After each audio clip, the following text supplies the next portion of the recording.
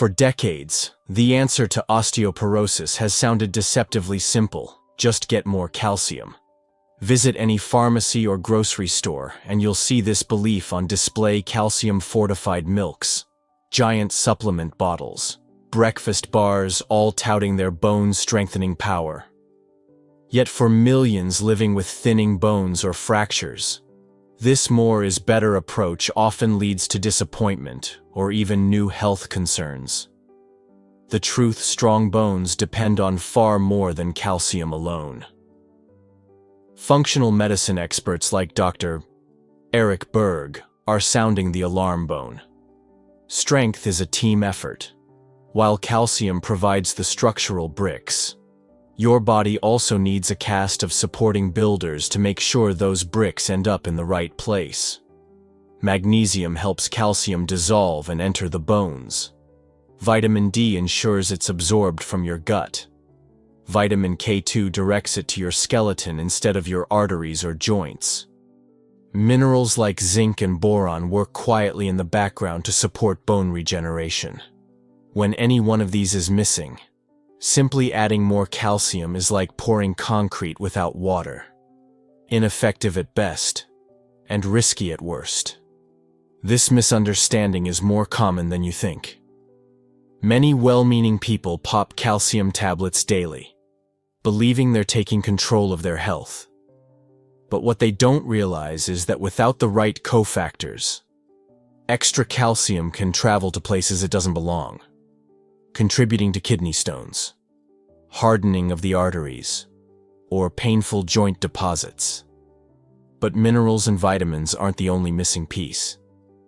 There's another hidden saboteur most people overlook: salt.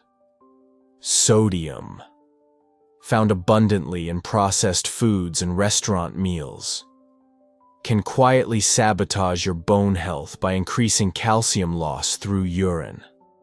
Every salty snack or canned soup might be stealing precious minerals from your skeleton, bit by bit, with no obvious warning until a fracture occurs.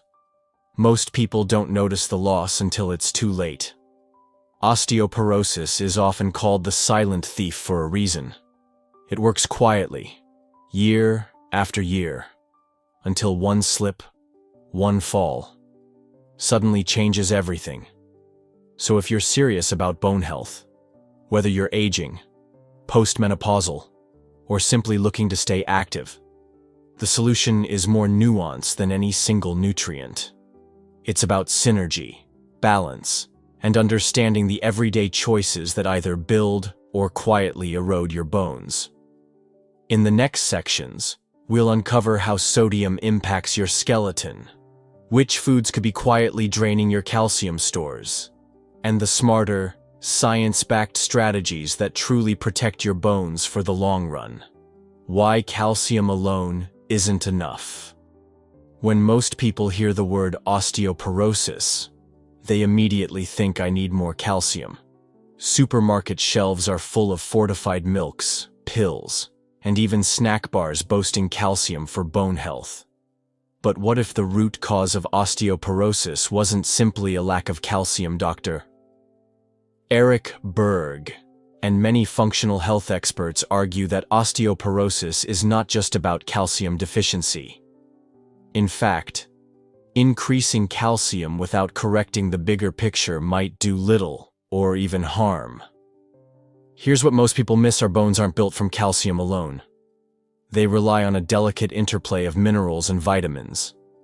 Magnesium helps regulate how calcium is used. Vitamin D helps absorb it from your gut.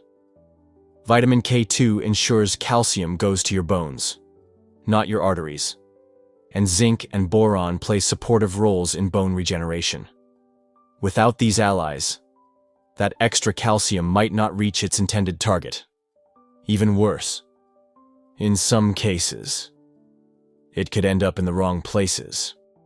Arterial calcification, kidney stones, and joint stiffness can all result from poor calcium management. That's why taking more calcium without understanding the full mineral balance can backfire.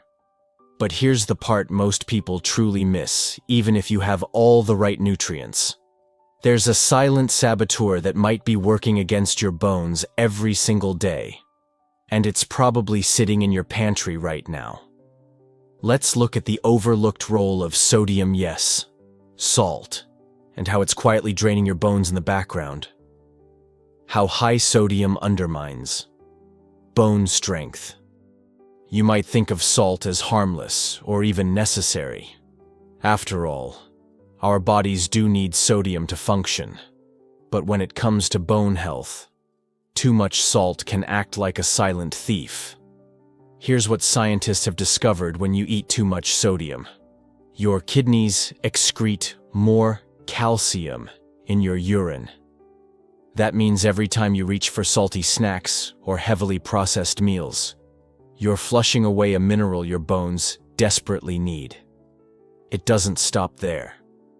Over time, this steady calcium loss forces your body to tap into its reserves, your bones. This is especially dangerous for postmenopausal women, whose bones are already more fragile due to hormonal changes. In one clinical study, researchers found that high salt intake didn't just increase calcium excretion, it actually affected the bone's microstructure. Imagine your bones as a dense network of supportive fibers. Salt doesn't just weaken this structure, it erodes it from the inside out, like termites in wood. And most people never notice. There's no sudden pain, no warning sign, just a gradual thinning until something breaks. Public health experts have warned about this for years. The UK's National Health Service and advocacy groups like Action on Salt have pushed to reduce hidden salt in processed foods, not just for heart health, but for bone protection too. The daily sodium limit recommended by health organizations is about 2,300 milligrammes for adults.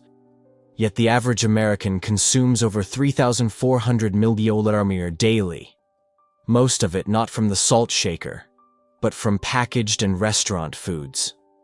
So if you think your salt intake is under control because you don't add much at the table, think again.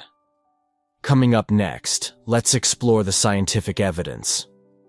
Does salt really lead to fractures, or is the concern overblown? Evidence breakdown. Does salt really cause fractures? It's one thing to say that salt drains calcium, but does it actually lead to weaker bones and more fractures? The research here gets interesting and a little controversial. Several studies have examined the long-term effects of sodium intake on bone health. Some found no significant difference in bone mineral density (BMD) among people with varying salt intakes, especially when calcium consumption was also high. That might sound reassuring, but it's not the whole picture. In one major study on postmenopausal women, those with the highest salt intake had more than 4 times the risk of fractures compared to women with the lowest sodium intake. 4 times. That's not a small difference. That's a wake-up call. Why the conflicting results in research? It comes down to 2 things: study length and nutrient context. First, many short-term studies only track bone mineral density over a few months. But bone loss is slow and silent. It takes years for structural damage to show up in scans or symptoms. That's why longer studies, and those that look at fracture rates, give a clearer picture. Second, calcium and potassium intake heavily influence results. If someone eats a high-salt diet and gets plenty of potassium from fruits and vegetables, they may not lose as much calcium. Potassium helps counteract the acidifying effect of sodium, keeping calcium where it belongs. But here's the problem. Most people on high-salt diets aren't eating enough potassium. They're reaching for chips, not bananas. Fast food, not leafy greens. The typical modern diet makes the danger real. So while it's true that salt alone doesn't automatically doom your bones, it absolutely increases the risk when combined with poor nutrition. And that's the situation for millions of people.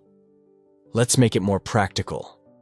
Which snacks are the real sodium traps, and which ones should you start swapping out today? Which high-sodium snacks to avoid? It's easy to think of salt as something you sprinkle on food, but that's not where most of the danger lies. Over 70% of the sodium in the average diet comes from processed and restaurant foods, not the salt shaker. And here's the part that surprises most people: the worst offenders often don't even taste that salty. Let's start with some usual suspects. Potato chips, salted nuts, pretzels, and cheese-flavored snacks are obvious culprits. They can pack anywhere from 200 to 400 milligaules of sodium per small handful. But there are stealthier threats: canned soups, store-bought salad dressings, deli meats, frozen burritos, and even certain breads can contain high sodium levels. Just one slice of commercial white bread might have over 200 milligrams of sodium. A single frozen meal, often over 1,000 milligrams. And here's something even more alarming: pickles, soy sauce, and seasoned poultry like rotisserie chicken or marinated cuts often deliver huge sodium loads you might not even expect, because they're not junk food in the traditional sense. Even so-called healthy snacks, like turkey jerky, protein bars, or reduced fat cheese sticks, can quietly load you up on salt, especially if you eat several throughout the day. So how do you spot them? Always check the nutrition label. Look at the sodium content per serving, and more importantly, look at the serving size. What seems low in theory often multiplies fast in real life. Look for low-sodium versions defined as 140 mg or less per serving, and aim to keep total sodium under 2,300 millicalors per day, or ideally, around 1,500 millicalors if you're over 50 or already have bone loss. But don't worry, we're not just taking away your snacks. In the next section, I'll show you some satisfying, bone-friendly options that taste good and support your health. Swap and prevent recipes for bone-friendly snacks. The good news is that you don't have to sacrifice flavor to protect your bones. There are plenty of delicious, satisfying snacks that are low in sodium and packed with nutrients your bones crave. Let's start with nuts. While salted versions are high in sodium, raw or unsalted almonds, walnuts, and chia seeds are bone-friendly powerhouses. Almonds, for example, offer calcium, magnesium, and healthy fats, without the salty side effects. Fresh fruit is another easy win. Bananas, oranges, and apricots are high in potassium, which helps balance sodium levels in your body. Potassium reduces calcium loss in urine and keeps your body's acid-alkaline balance more favorable for bone strength. Looking for something creamy? Try plain Greek yogurt. It's naturally lower in sodium and high in protein and calcium. You can top it with berries, ground flax seeds, or a sprinkle of cinnamon for a snack that feels like dessert but builds your bones. Craving crunch? Cut up celery, carrots, or bell peppers and dip them in homemade hummus or guacamole. These spreads are naturally low in sodium if you make them yourself, and they're full of minerals and healthy fats. You can also bake your own snacks at home using sodium-free seasonings. Roast chickpeas with turmeric and garlic powder. Toast kale chips with olive oil and a dash of nutritional yeast. Even homemade trail mixes with unsalted seeds. Coconut flakes and dried fruit can be a flavorful, satisfying alternative. And here's one final tip: add more potassium-rich foods throughout your meals to help neutralize excess sodium.